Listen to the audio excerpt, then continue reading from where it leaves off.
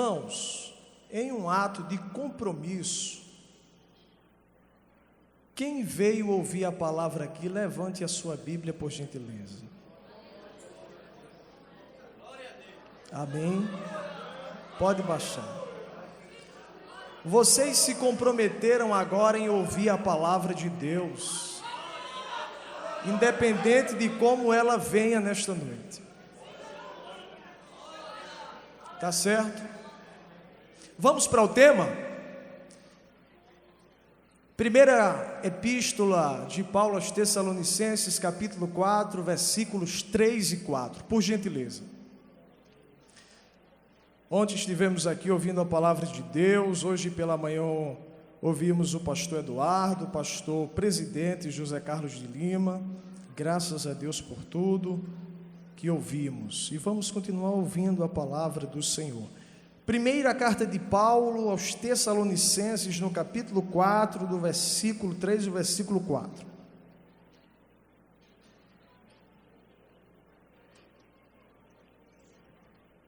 Diz assim a palavra do Senhor: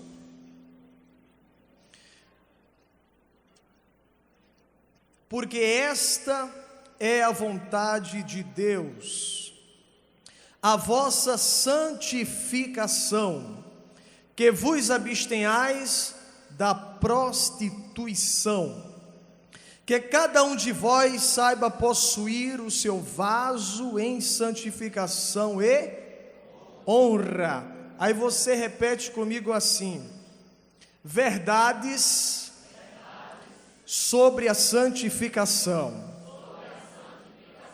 Amém? É o que eu quero falar nesta noite. Vamos começar entendendo o nosso tema.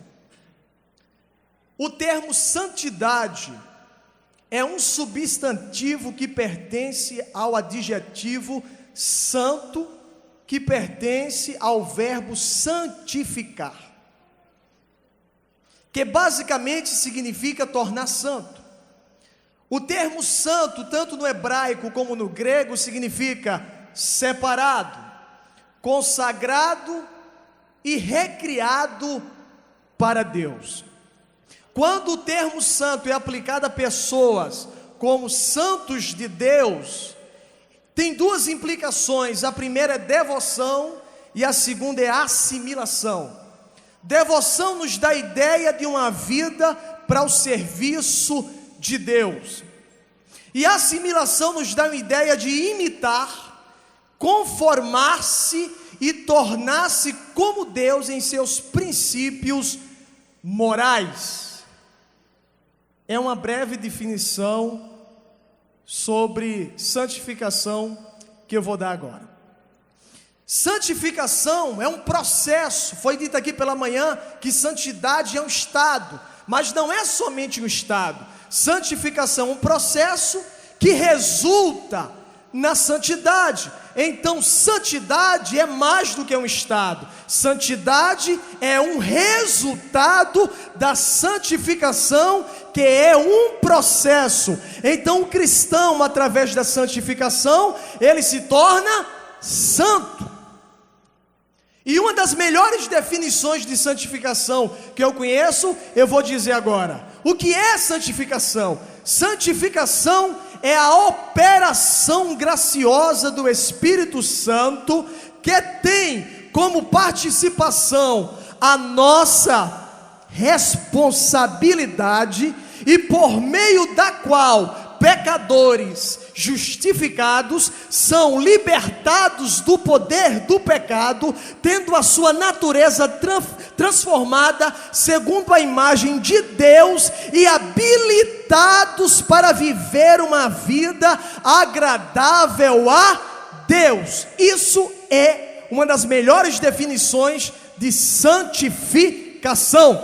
Santificação, Deus coopera soberanamente e nós também cooperamos com Deus no processo de santificação. Então, o que é santificação? Na santificação, o pecado é subjugado. A experiência da santificação exige esforço e exige conflito. A regra da santificação é a palavra de Deus. O agente da santificação é o Espírito Santo. Na santificação começa a glória, e na glória se completa a santificação. Através da conversão, o cristão é libertado do mundo, e através da santificação, Deus liberta o mundo do cristão. Na conversão, Deus tira o cristão do mundo. Na santificação, Deus tira o mundo do cristão. Porque tem pessoas que vêm para a igreja, são crentes, batizadas nas águas, até batizadas no Espírito Santo, mas ainda o mundo está dentro dela. E somente a santificação é quem vai com a mão poderosa, firme, dentro, para tirar o mundo de dentro do crente. A mulher de Ló saiu de Sodoma, mas Sodoma não saiu dela. Às vezes o crente sai do mundo, mas o mundo não sai dele. Às vezes ele sai da novela, mas a novela não sai dele. Então o processo de santificação é para arrastar de dentro, e às vezes isso é uma cirurgia que dói, é dolorosa, mas é assim mesmo. O importante é que o mundo saia de dentro de nós e a gente vá para as mansões celestiais. Quem mais se santifica, mais tem consciência de pecado. E para a santificação não existe atalhos. Deus não quebra galho. Deus não tem queridinho. Às vezes eu escuto o pregador dizendo: eu sou o xodó de Deus, aquele que nem mesmo ao seu próprio filho poupou, diz Paulo na carta aos Romanos. Deus não tem queridinho. Deus não quebra galho para queridinho. Deus não tem jeitinho brasileiro, ou é ou não é. Deus não tem jeitinho brasileiro. Quem tem jeitinho brasileiro somos nós que somos do Brasil. Deus não. A pátria de Deus é celestial. A santificação tem dois objetivos. O objetivo próximo é moldar o povo de Deus, é aperfeiçoar. E o objetivo final é a glória de Deus. Então eu quero falar aqui nesta noite sobre verdades sobre a santificação. E a primeira verdade sobre a santificação que eu quero enfatizar nesta noite é: aonde começa a santificação? Se ela é um processo, ela tem um início e ela tem um final. E aonde é o início da santificação? Você sabe? Vamos aprender com a Bíblia. A santificação começa quando o homem é regenerado. E o que é a regeneração? Regeneração é o novo nascimento.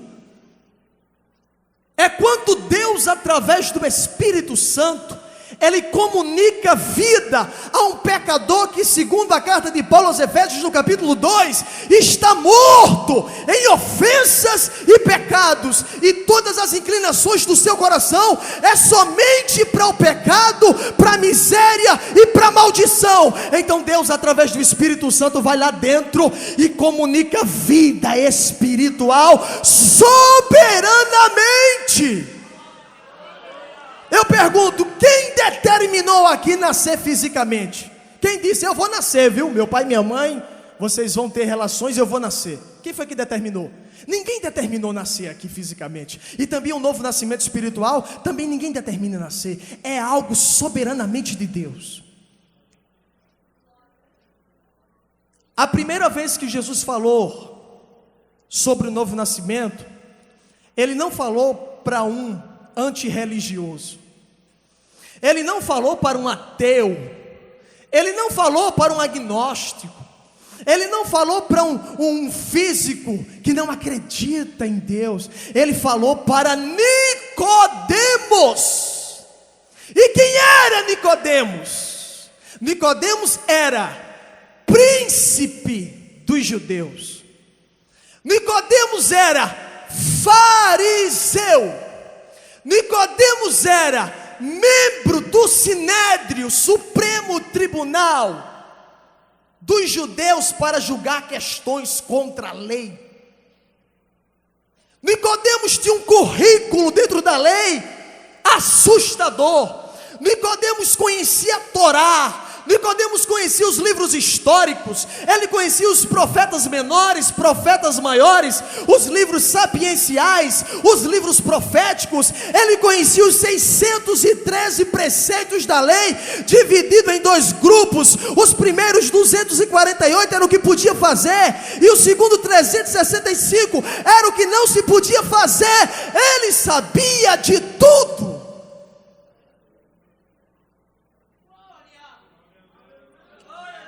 Ele era doutor em teologia.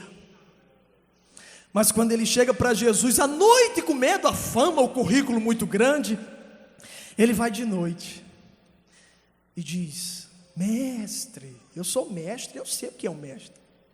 Bem sabemos que tu és mestre vindo de Deus, porque ninguém pode fazer os sinais que tu fazes se Deus não for com ele. Se Jesus fosse um pregador desses por aí, que não pode receber um elogio, mas Jesus não era um pregador desse. Jesus olha para ele e diz: na verdade te digo, que aquele que não nascer de novo não pode ver o reino dos céus. Então subentende que novo nascimento é mais do que ser religioso. Novo nascimento é mais do que vestir um paletó e uma gravata. Novo nascimento é mais do que ser integrante da mocidade, do coral, do corpo de auxiliares ou do ministério. Novo nascimento é mais do que marchar na igreja, é mais do que chorar, é mais do que pregar, é mais do que cantar, é mais do que tocar. Novo nascimento é mais do que fazer bacharel em teologia. Novo nascimento é mais do que todos os diplomas e certificados que você tem teologicamente falando.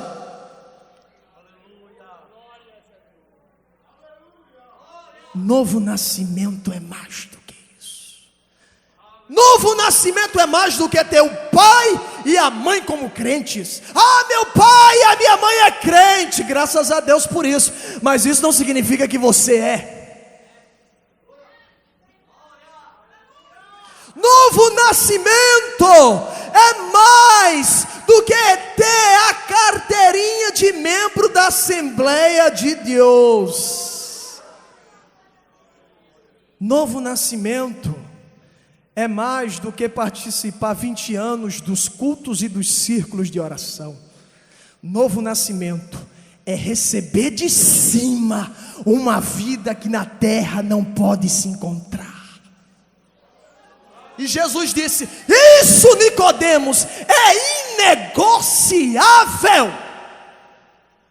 Aí que começa a santificação, no novo nascimento. Então, não podemos falar de santificação para quem ainda não nasceu de novo. Não podemos falar de santificação para quem ainda não nasceu da água e do Espírito. Santificação é assunto de quem nasceu de novo e de quem recebeu vida de Deus. Ele comunica a vida e diz: agora você vai andar conforme essa vida que eu lhe dei, e se chama santificação. Eu pergunto nesta noite: você tem certeza que nasceu de novo? Você tem certeza que recebeu uma vida espiritual dentro de você? Você tem certeza que você foi libertado daquela vida miserável e que as inclinações do seu coração agora são para agradar a Deus e não para agradar o mundo? Isso é inegociável. Tem que nascer de novo, tem que nascer de novo, tem que nascer de novo, tem que nascer de novo, tem que nascer de novo, tem que nascer de novo. Não adianta só participar da EB Jovem, tem que nascer de novo. Tem que nascer de novo. Pode ser Nicodemos, pode ser quem for, tem que nascer de novo. É aí que começa a santificação. e ela começa a ir, e o caminho dela é progressivo, o caminho dela é de baixo para cima, cada dia mais ela aumenta. Ou seja, se eu sou santo hoje, amanhã eu tenho que ser mais santo ainda, segunda mais santo ainda, terça mais santo ainda, quarta mais santo ainda, quinta mais santo ainda, sexta mais santo ainda, no carnaval mais santo ainda, na balada, pode fazer por aí, eu tenho que ser mais santo ainda, pode criar Facebook, Orkut, Bereguedê, PPP, eu tenho que ser mais santo, mais santo, mais santo, mais santo. Diga amém. Segunda verdade sobre a santificação. A santificação, o processo dela é de forma integral. Quem já comeu pão integral aqui? É gostoso? Mas é bem para a saúde. Eu não como pão integral, mas a realidade é que é bom para a saúde. Quem gosta de Besotacil? Mas quando a garganta está inflamada, você vai para onde? Para Besotacil. Eu estava com problema de amigdalite e corria para cá, gargarejava o quê, não sei o quê, não sei o quê. Aí tem um médico que é parente nosso do sertão. Aí eu liguei para ele e disse: rapaz, o que é que eu faço aqui? Eu nunca tomei Besotacil. E ele disse: vá para Besotacil, senão você não vai resolver o problema. Besotacil não tem jeito, vá. E amoxicilina, outro antibiótico, vá para Besotacil. Aí eu fui para Besotacil. Está com mais de 2 anos que eu tive crise de amigdalite.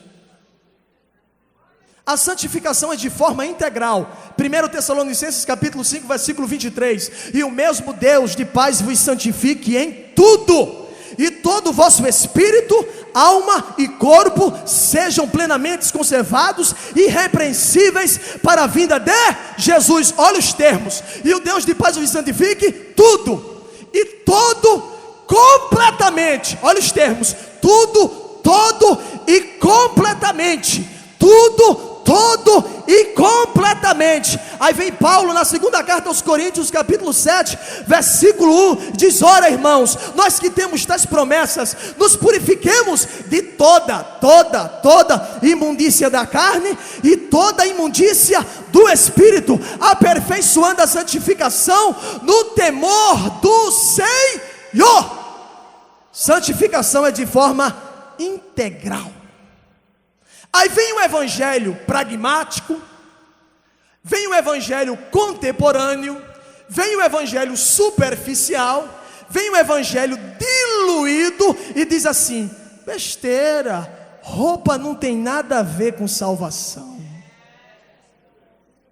Esse negócio de não poder ir na praia lá quando todo mundo está, usar um biquíni, aquilo lá são os quadrados, rapaz. Quando a Bíblia foi escrita não existia biquíni, a cultura era 7 peças de roupa. Se eles tivessem ideia da cultura do Brasil, eles tinham apoiado esse sistema.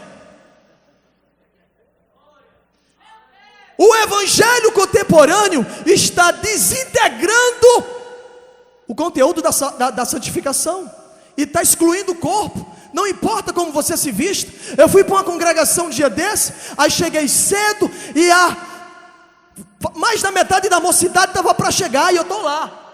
E você está aqui em cima, você está vendo quem chega. Concorda comigo? Meu irmão, cada jovem que chegava vinha com um palmo de saia e 2 dedos. E está lá: adorador é tudo que eu sou, adorador.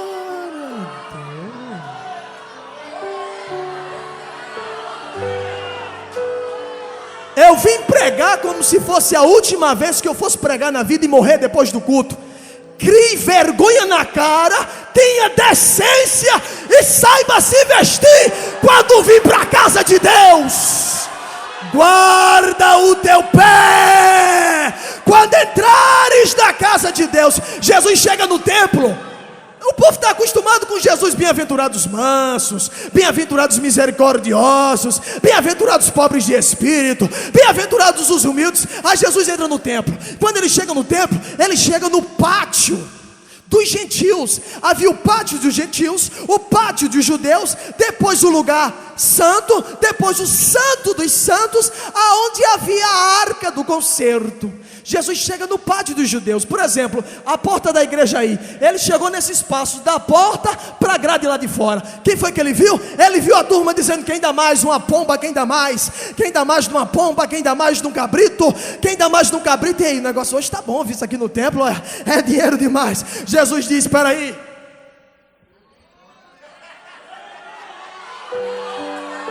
a casa do meu pai é chamada casa de oração, mas vocês transformaram ela num covil de ladrões.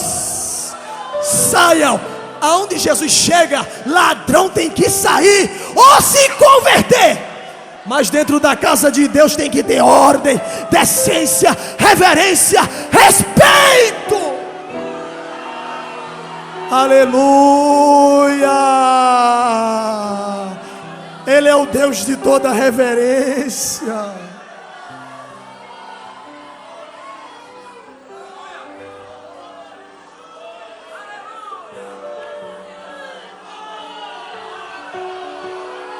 Glória a Deus, glória a Deus. Deixa a palavra falar com você. Aí vem para a igreja.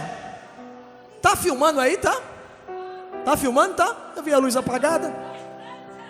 Porque eu estou dizendo isso, não estou dizendo com você, mas às vezes quando o pregador começa a falar umas verdades, ele corta. Corta para mim, como diz aquele cidadão. Aí vem para a igreja, não pode se sentar no primeiro banco. Mas às vezes tem tanto atrevimento que senta no primeiro banco. Aí pega a Bíblia, essa minha não que é pequena, pega essa daqui, ó. Aí faz assim.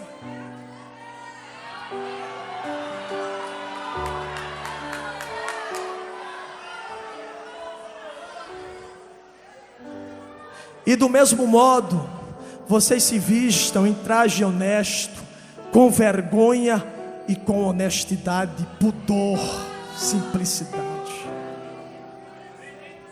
A santificação é integral. Eu não estou vendo alguém. Por quê, hein? Por quê? Faltou gasolina aí, por quê? Bora, bora, bora. É a palavra de Deus. Jesus disse: o maior mandamento é: amarás, pois, ao Senhor teu Deus de todo o teu coração, de toda a tua alma, de todas as tuas forças, de todo o teu entendimento. Se Deus não tiver o primeiro lugar na nossa vida, no segundo Ele não fica. Jesus disse para um cidadão: você, venha me seguir. Ele disse: deixa que primeiro eu vá enterrar meu pai. Meu pai está velhinho, aí eu vou, né? Eu vou cuidar dele, quando ele morrer eu vou te seguir. Na hora da chamada de Jesus, ele colocou o pai dele acima da chamada. Jesus disse: não, primeiro é o reino de Deus. Eu estou te chamando hoje, eu não sou contra você enterrar seu pai, mas o reino é maior do que seu pai. O reino é maior do que sua mãe. O reino é maior do que seu emprego. O reino é maior do que sua vida. Tu, vem, segue-me. Deixa os mortos sepultar os seus. Jesus disse: não fique inquieto pelas necessidades físicas básicas que vocês têm, de alimento, de vestimenta, de alguma coisa parecida com essa. Buscai primeiro o reino de Deus e a sua justiça, e todas as coisas vos serão acrescentadas. Nós estamos invertendo os valores. Nós estamos fazendo culto de milagres e não culto àquele que faz os milagres. Nós estamos fazendo culto de libertação e não cultuando aquele que liberta. É um evangelho pragmático. Bote aí, enfeite a igreja. Vamos contratar uma banda dimensão dos jovens, porque os jovens precisam, eles têm mais força, eles são estudiosos, eles têm mais entendimento do que os velhos. Vamos mudar a doutrina? Não. A santificação é integral. Ou o crente se santifica todo, ou ele não se santifica. Diga amém. Terceira verdade sobre a santificação: a santificação não é opcional, não depende de uma escolha sua. Não, eu escolho me santificar. O outro diz: não, eu não escolho. Vai depender da minha cosmovisão, da minha cultura, do meu bairro. A Copa do Mundo está chegando, rapaz. Então, isso é relativo, vai depender do pensamento de cada um. Você tem uma ideia, eu tenho outra. Então você pensa desse jeito, eu penso dessa. Será que a santificação é relativa? Não, porque a doutrina da santificação é baseada no caráter de Deus. E o caráter de Deus é imutável. Deus não muda com época de Copa do Mundo. Deus não muda com época de carnaval. Deus não muda com época de São João com Cristo, ou São João sem João, um arraial. Deus não muda, Deus permanece. 1000 anos para Deus é como um dia para Deus é como 1000 anos. E vou dizer uma coisa aqui, eu já vim preparado para dizer: por que é que em um bairro se prega uma coisa, em outro bairro se prega outra? Por que é que em uma cidade se prega uma coisa, e em outra cidade se prega outra? Porque vem um pregador e prega uma coisa, e vem outro e prega outra. A santificação: não, meu irmão, mas a minha ideia de ministério é essa. Não me importa a ideia que você tem de ministério, tudo tem que estar submisso à palavra de Deus. Não vai depender da minha ideia. Eu não queria pregar uma mensagem como essa daqui, porque eu queria ficar bem numa filmagem, eu queria ficar bem na fita, mas eu não tenho autoridade para mudar a palavra. Eu não tenho autoridade para mudar a palavra. É por isso que eu venho pregar, me sujeitando a nunca mais ser convidado, a nunca mais ser chamado. Porque a Bíblia é inegociável. A mensagem da cruz não se vende, não se troca, não se barganha. Aleluia, aleluia.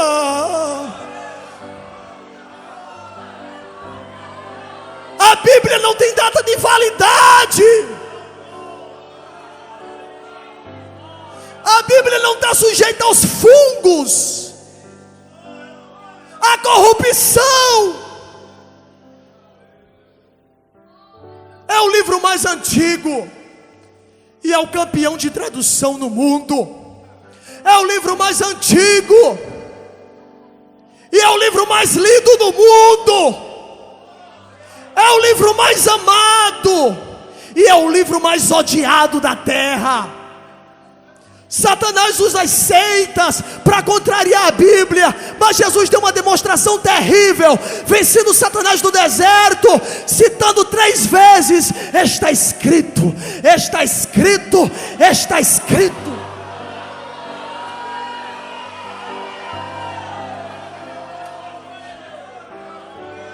Chega, chega, chega.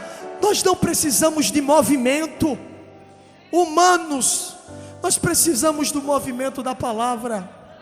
Nós não precisamos de palhaços nos púlpitos contando história de Trancoso para levar e ganhar a plateia. Nós precisamos de crentes comprometidos com a verdade de Deus e com Deus da verdade.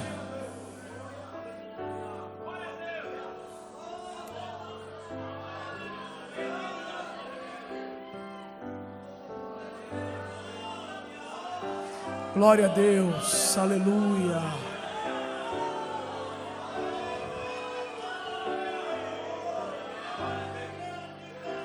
Eu já me perdi, eu não sei se eu estou em terceiro ou se eu estou em quarto. Terceira verdade eu falei agora. Quarta verdade sobre a santificação.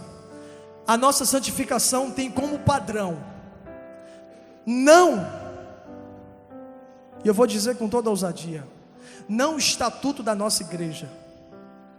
A nossa santificação tem como padrão a santidade de Deus.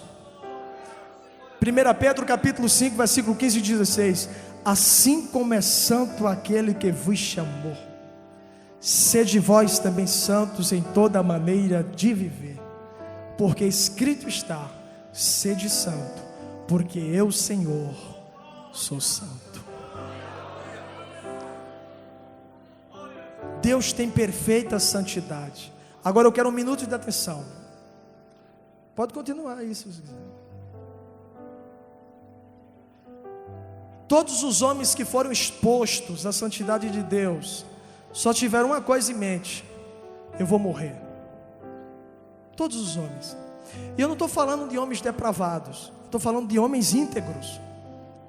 Moisés estava lá, apacentando as ovelhas. Inesperadamente, uma sarça pegando fogo no deserto. A diferença era que a sarça não se consumia. E uma voz disse: Moisés. E Moisés disse: eu vou virar para ver quem fala comigo. Ele disse: não vire. Não vire para a sua própria sobrevivência. Em vez de você virar, tire as alparcas dos pés, porque o lugar que estás é terra santa. Ontem, 2 horas da madrugada, eu estava meditando na Bíblia, e Deus comunicou meu coração nesse texto. Você pode ser o crente mais fiel que você seja, mas quando você é exposto à santidade de Deus, você sempre precisa tirar alguma coisa. Moisés tirou as sandálias, cobriu o rosto e caiu. Eu não acredito em um culto em que Deus se manifesta com a sua santidade, porque Deus não veio e deixa a santidade no céu, porque a santidade é o próprio Deus. Não, eu vou para o culto no Veneza hoje, vou deixar minha santidade no céu, vou descer, por isso que eu vou tolerar qualquer tipo de coisa lá. Não, Ele vem e a santidade acompanha, porque Ele é a própria santidade.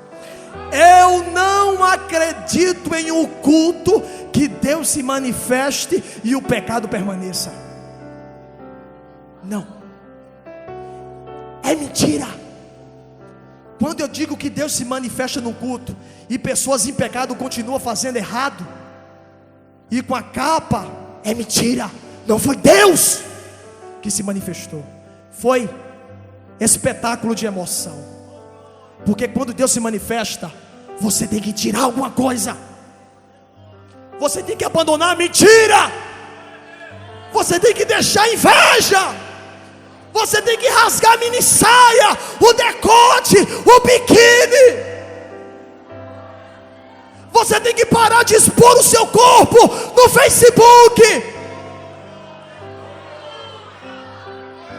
Você tem que parar de estar colocando a mão na sua namorada onde não deve. Se Deus se manifesta num culto, isso tem que acontecer.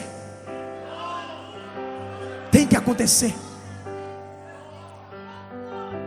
Outro homem, Isaías capítulo 6. No ano que morreu o rei Uzias, eu vi o Senhor. Foi uma visão, assentado em seu alto e sublime trono, e os seus seguidores enchiam o templo, e os nomes deles eram serafins, que no hebraico significa ardendo em fogo. A Bíblia só menciona eles 2 vezes na Bíblia. Foi Deus que quis só mencionar eles 2 vezes. E eles não estão com raiva disso, porque eles não estão querendo glória para eles. E eles voavam, mas só voavam com 2 asas. Eles tinham 6. Com 2 Eles cobriam o rosto. Por que os serafins cobriam o rosto? Se não são seres pecaminosos como nós. Sabe por quê? Porque até um ser espiritual que ainda não cometeu pecado tem que cobrir o rosto, porque ele não suporta a santidade de Deus. E ele cobre o rosto com duas. E com duas ele cobre os pés. O que é cobrir os pés? Se lembra de Moisés que tirou as alparcas? Agora estão os serafins cobrindo os pés. Por que eles estão cobrindo os pés? É humildade diante daquele que está sentado sempre no trono,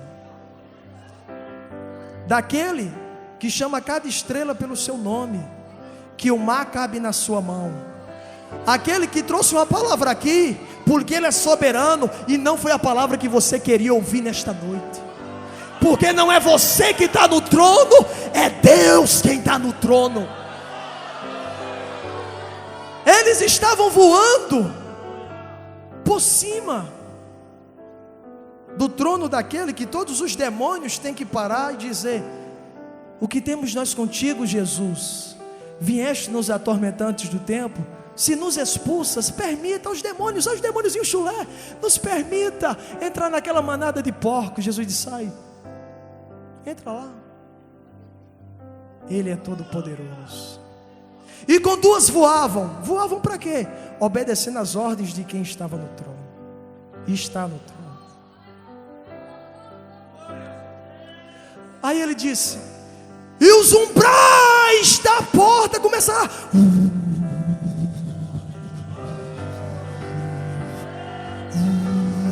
os umbrais, o templo começou a se estremecer. O que é isso? E eu disse: ai de mim, porque vou perecendo, porque sou um homem de impuros lábios, mesmo sendo um pré-profeta, e os meus olhos viram o Senhor dos exércitos.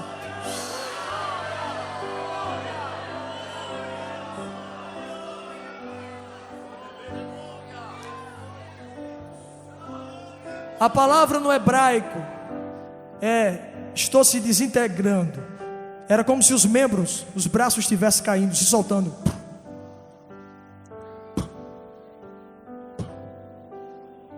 E ele está morrendo. Isaías está morrendo. Está morrendo. Por quê? Ele viu o quê? Ele foi exposto à santidade de Deus.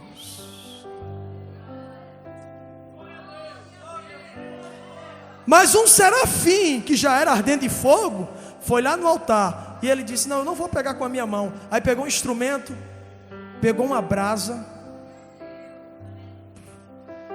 e lá vem o serafim, voando com duas.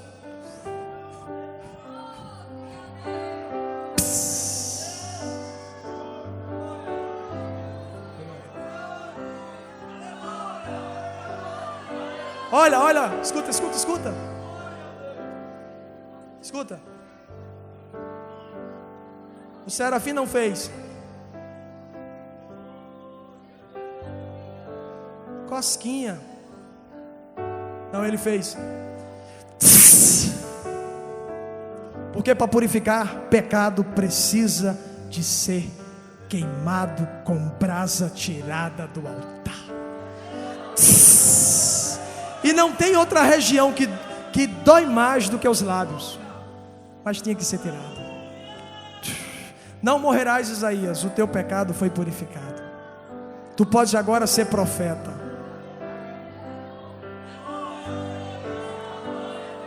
Abacuque disse: tu és tão puro de olhos que não pode ver as injustiças que estão acontecendo, e Deus em silêncio. Senhor, os sacerdotes estão corrompidos, a justiça, a lei se afrouxa, o Senhor não move nenhuma ação. Aí ele subiu e ficou aguardando. De repente Deus se manifesta. E quando Deus se manifesta, Abacuque diz: os meus ossos estão apodrecendo, porque Deus está falando. Você crê assim como eu creio? Que o nosso Deus não se troca, não se corrompe, é perfeito em justiça e santidade. Eu venho dizer nesta noite: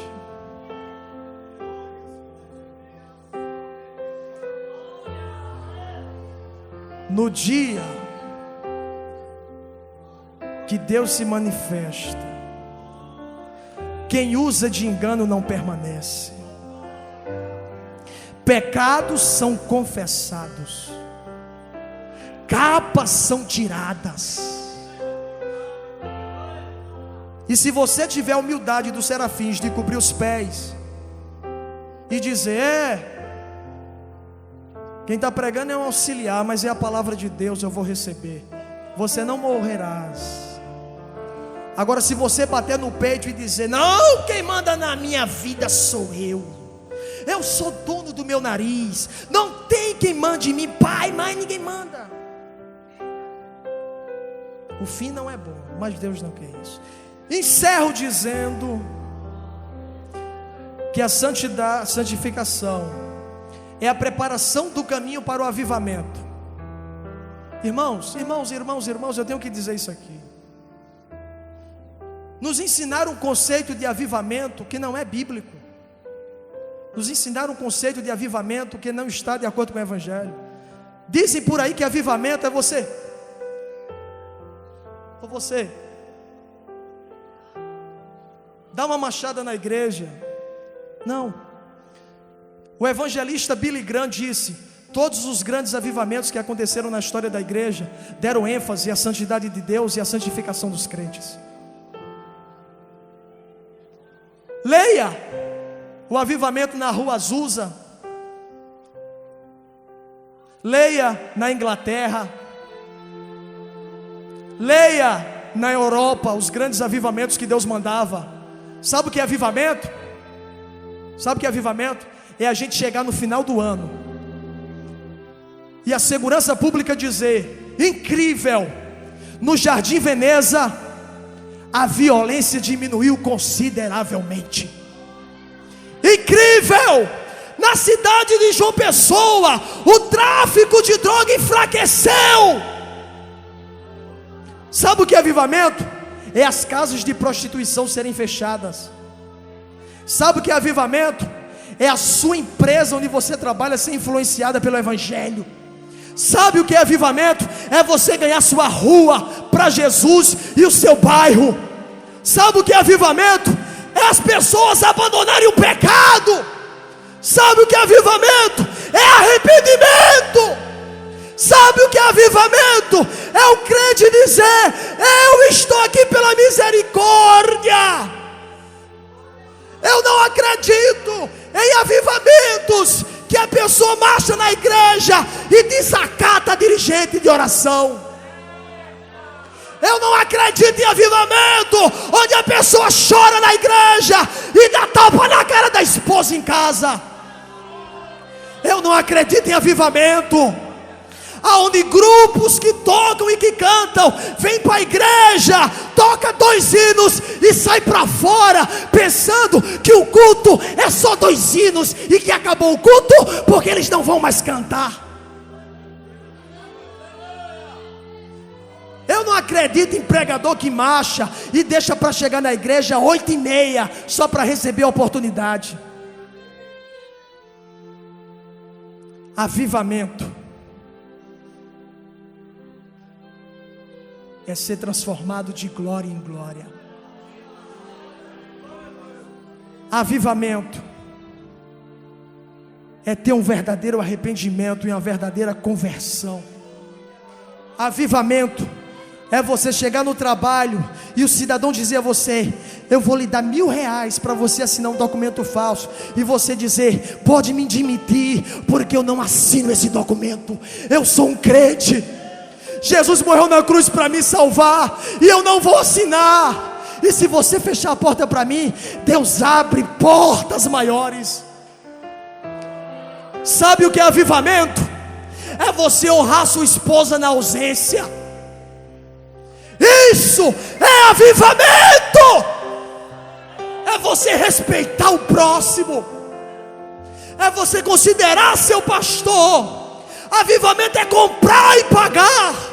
Avivamento é falar somente a verdade, custe o que custar. Avivamento é perder tudo na vida e dizer como Jó: nu saí do meu ventre, nu tornarei para lá, bendito seja o nome do Senhor. Nós estamos diante de uma geração superficial, uma geração que canta, que é adorador, mas não vem para o círculo da oração da mocidade. Nós temos uma geração que não respeita pai e mãe. Nós temos uma geração que não respeita a palavra, que na hora do culto arrasta o seu celular e acessa o Facebook. É essa geração. E se não tiveram coragem de dizer nesse congresso, eu estou dizendo agora. Eu não estou dizendo que todos são assim, mas são a maioria, que vai orar 10 minutos e fica conversando história com um companheiro no banco da mocidade. Ó, pergunta às irmãs dirigentes de círculo de oração: isso acontece ou não acontece? Eu estou dizendo alguma inverdade aqui?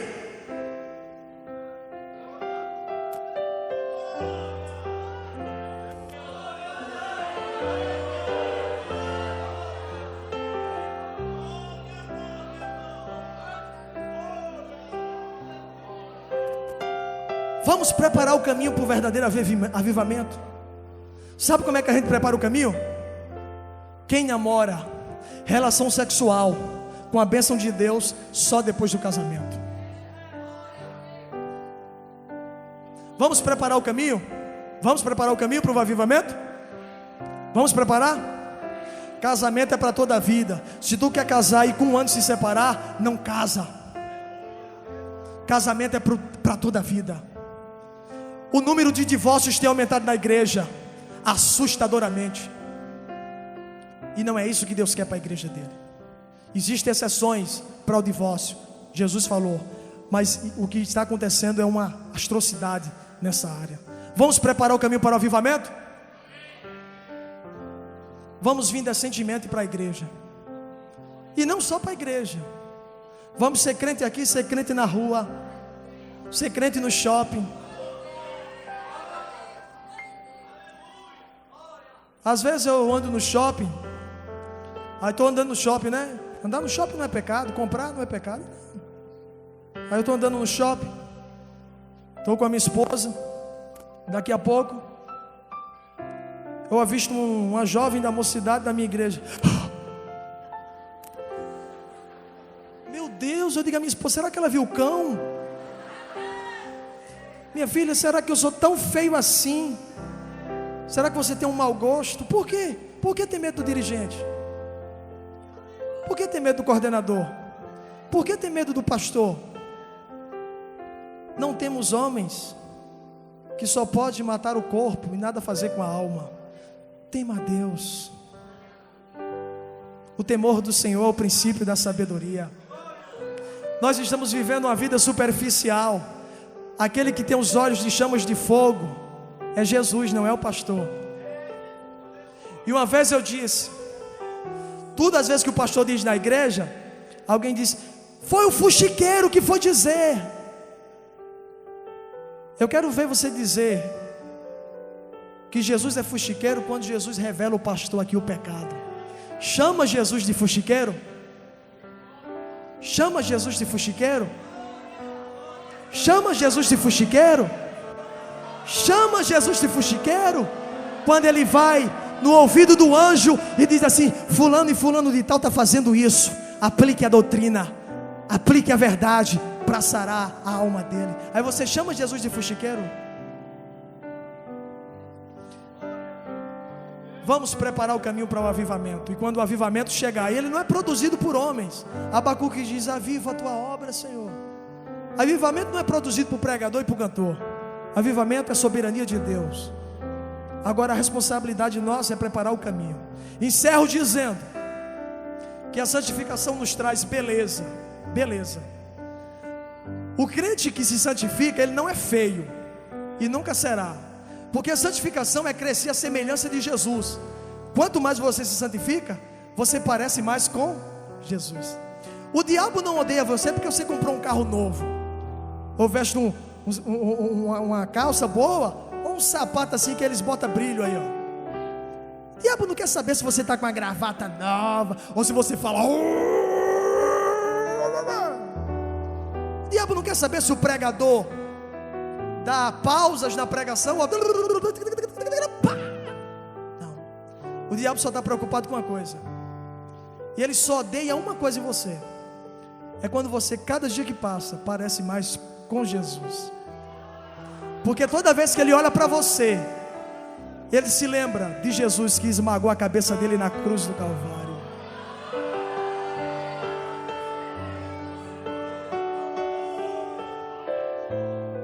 E tem crente aqui que quando alguém olha para ele, vê Jesus direitinho. E quando o crente chega, alguém diz: Jesus chegou. Chegou na vida dele, chegou na vida dela. A santificação traz beleza. Quem é que não quer parecer com Jesus aqui? Se santifica. Segundo, a santificação traz alegria, porque ela manifesta de maneira plena o fruto do Espírito. E o fruto do Espírito é o quê? Gozo, é alegria. Eu não estou falando de uma alegria superficial, eu estou falando de uma alegria na alma. Eu estou falando de uma alegria que sentiu João Crisóstomo, conhecido como pregador boca de ouro, no século quarto século. João Crisóstomo foi levado à presença do imperador, e o imperador diz assim: João, eu vou te desterrar, tirar da tua terra. Aí João disse: imperador, isso você não pode, porque o mundo é a casa do meu pai. Se você me levar para o Japão, foi Deus que criou o Japão, lá eu vou estar em casa. Se você me levar para a lua, foi Deus que criou a lua, lá vai ser a casa do meu pai. O imperador olhou assim, foi ficando com raiva e disse: João, eu vou te matar. Ele disse: imperador, isso também não podes, porque minha vida está escondida com Cristo em Deus, e quando Cristo, que é a minha vida, se manifestar, eu me manifestarei juntamente com Ele. Aí o imperador diz: crentezinho arrogante, eu vou tirar tudo que você tem financeiramente. João ri, aí diz: oh imperador, isso também não pode, porque o meu tesouro está nos céus. Aleluia. Aí o imperador disse: já sei, vou tirar você de perto da sua família, de perto dos seus irmãos, de perto dos seus parentes, e você vai morrer da solidão. Ele olhou para o imperador e disse: ó arrogante imperador, tu não podes me fazer mal algum, porque ainda que meu pai me abandone, ainda que minha mãe me abandone, o meu amigo divino nunca me deixará e nunca vai me abandonar.